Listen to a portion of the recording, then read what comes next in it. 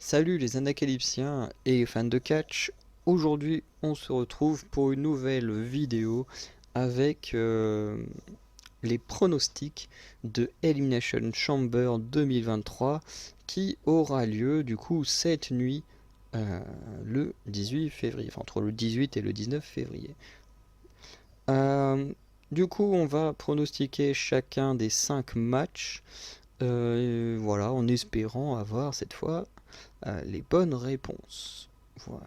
On commence avec Bobby Lashley contre Brock Lesnar, match simple, et j'avoue que j'ai aucune idée de qui peut gagner. Est-ce qu'ils vont faire gagner Brock Lesnar parce que c'est Brock Lesnar? Voilà, en fait, il n'y a pas vraiment de raison. Parce que Brock Lesnar, contrairement à Bobby Lashley, est moins présent. Donc voilà.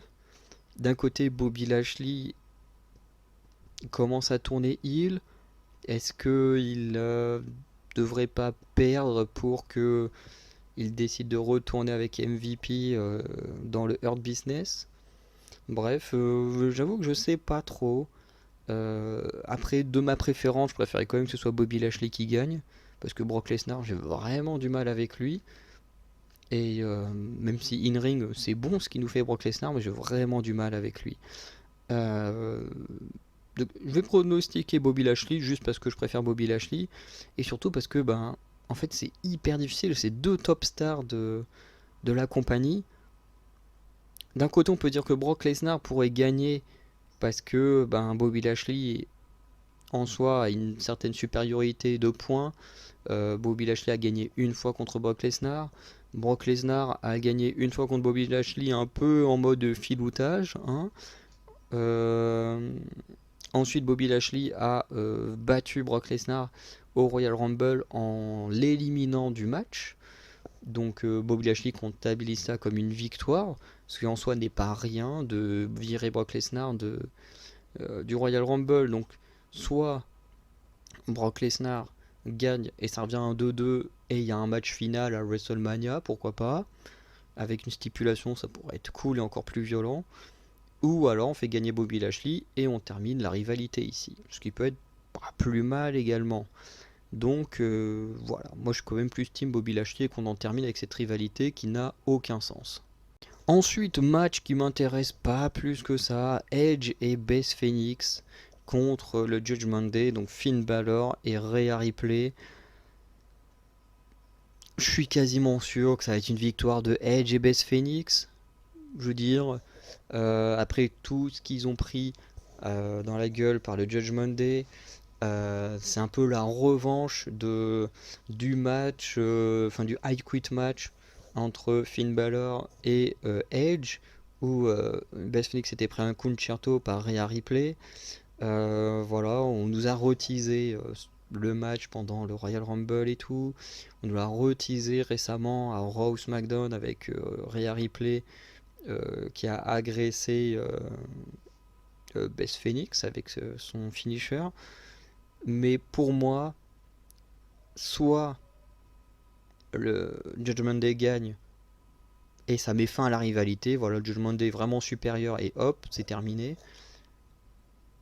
Ou alors, ils font gagner Edge et Beth Phoenix et pareil, ça peut mettre fin à la rivalité. Mais au moins, on a la belle fin avec la revanche et tout ça. Et honnêtement, connaissant WWE, ils vont forcément choisir la belle fin. Donc, je mets mon pronostic sur Edge et Beth Phoenix. Ensuite, on a Roman Reigns contre Sami Zayn pour le titre universel et de la WWE, donc les titres unifiés. Et pour moi, ça ne fait pas de doute, malgré les teasings qu'ils essayent de nous faire avec Cody Rhodes, Sami Zayn, pour moi, c'est juste logique que Roman Reigns va gagner. Parce qu'il y a les titres unifiés. Voilà. Il n'y a pas plus d'explication. Si on avait divisé les titres, si Sami s'était dit hop, moi je veux juste le titre de WWE ou je veux juste le titre universel, j'aurais pu croire à une victoire de Sami Zayn. Le fait que les deux titres sont en jeu, Bah, je ne crois pas à la victoire de Sami Zayn. Je n'y crois pas du tout que ce dernier puisse gagner les 2 titres. Il n'y aurait eu qu'un seul titre, j'y aurais cru, mais là j'y crois pas, donc pour moi mon pronostic va vers Roman Reigns. Ensuite on a l'Elimination Chamber féminin qui donne mais pas envie. C'est peut-être le pire Elimination Chamber féminin que j'ai vu depuis les débuts. Celui-là il a l'air tellement à chier quand tu vois, alors je dis ça juste en voyant les noms, si ça se trouve le match il sera bien, hein. Si ça se trouve le match il sera bien. Mais quand tu vois juste les noms dedans, ça a l'air à chier, ça donne pas envie. Même s'il y a quand même quelques bons noms, mais on a Raquel Rodriguez qui n'a rien fait dans le roster principal depuis qu'elle est arrivée, à part être des gros bras, une face quand même appréciée, mais qui n'a rien fait de plus que ça. Nikki Cross, ouais, bof. Liv Morgan, qui depuis qu'elle a perdu son titre, bah, elle en a beaucoup perdu. On continue de la mettre en avant, mais elle a, pour moi, elle a perdu son aura. Moi, j'y crois plus du tout, hein. Honnêtement, pendant une période, quand elle était championne, j'y croyais à Liv Morgan, mais aujourd'hui, j'y crois plus du tout. Asuka, je suis très content de l'avoir avec son nouveau perso. Natalia, je hais Natalia, je la déteste. Pour moi, elle vaut plus rien dans un ring, elle a plus rien à faire là. Et Carmella, c'est pas terrible dans le ring.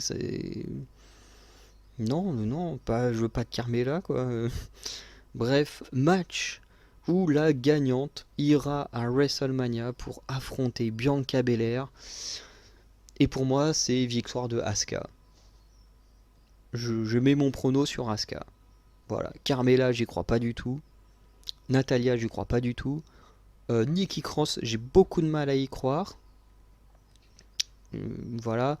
Surtout que la WWE a déjà testé un règne de championne avec Nikki Cross.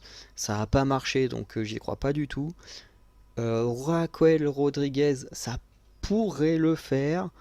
Raquel Rodriguez, Bianca Belair, ça pourrait être sympa, mais j'y crois pas du tout. Je veux dire, ça fait un moment quand même que Raquel Rodriguez est est dans le roster principal. Ils ont jamais rien tenté avec elle.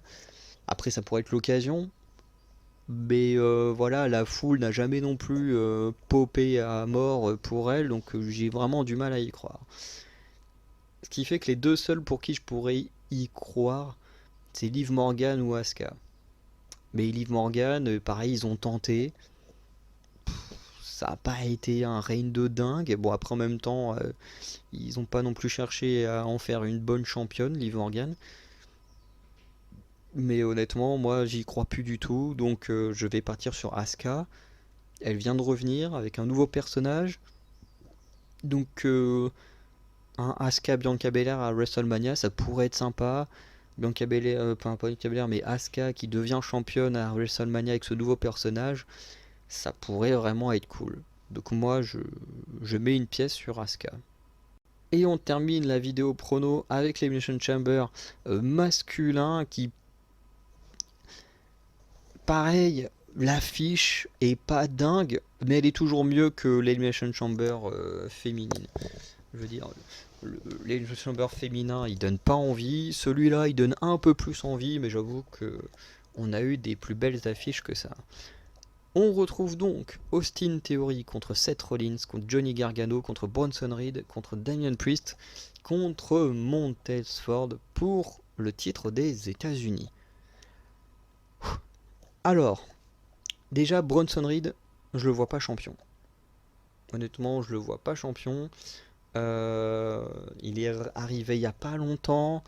En plus, apparemment, la foule a pas l'air de popper plus que ça pour Bronson Reed. Donc, Bronson Reed, j'y crois pas. Damian Priest, je dis, ça fait longtemps. Ça fait longtemps que la WWE a l'occasion de donner des titres au Judgment Day. Ils l'ont jamais fait. Donc je me dis, pourquoi spécialement maintenant? Surtout que Austin Theory est sur un bon perso et tout. Donc je vois pas. En fait, Damian Priest, je le vois pas gagner un titre. Parce que du coup, s'il gagne un titre, alors que Finn Balor est le leader du groupe, pourquoi ne pas donner un titre à Finn Balor? Ce serait un peu bizarre. Bon, ça a déjà été fait avec l'évolution, où c'était Randy Orton qui avait gagné le titre alors que c'était Triple H un peu le leader du groupe. Donc après ça peut être faisable, hein, mais voilà. Moi honnêtement, Damian Priest champion des États-Unis, je n'y crois pas tout de suite. Montez Ford, bah j'y crois pas non plus. Le gars est toujours en équipe. Si il y avait eu un split entre Montez Ford et Angelo Dawkins, je me serais dit pourquoi pas. Mais là honnêtement, dans l'état actuel des choses, j'y crois pas du tout. Johnny Gargano, bah j'y crois pas. Johnny Gargano, j'y crois pas, hein. Le gars, à part être dans le comedy wrestling avec The Miz et Dexter Lumis depuis qu'il est arrivé, il a pas fait grand chose. La foule a pas l'air d'être non plus à fond derrière lui. C'est pas au point de Bronson Reed, mais bon, voilà. Donc Johnny Gargano, j'y crois pas. Ce qui nous laisse soit Seth Rollins récupère le titre des États-Unis, soit Austin Theory conserve le titre des États-Unis. Et je vais miser pour Austin Theory qui conserve le titre, puisque j'aimerais juste voir Seth Rollins combattre pour un titre principal, pour les États, pas pour un titre universel ou WWE, mais j'aimerais voilà voir Seth Rollins sur une meilleure affiche que le titre des États-Unis. Donc je vais juste pronostiquer qu'Austin Theory conserve son titre. Donc voilà mes petits pronos. Austin Theory, Asuka, Roman Reigns, Edge et Beth Phoenix et Bobby Lashley pour moi. Et du coup, n'hésitez pas à me dire en commentaire pour chacun de ces matchs qui vous voyez gagner à Elimination Chamber. Et du coup, on aura la réponse ensemble dimanche. Voilà, normalement je devrais vous faire la vidéo d'Elimination Chamber dimanche. Donc, n'hésitez pas à aller checker les autres vidéos d'Anacalypsy Wrestling ou des autres chaînes Anacalypsy si ça vous intéresse. Et sinon, on se dit à très bientôt pour de nouvelles vidéos et notamment le résultat de Elimination Chamber. Ciao les Anacalypsiens.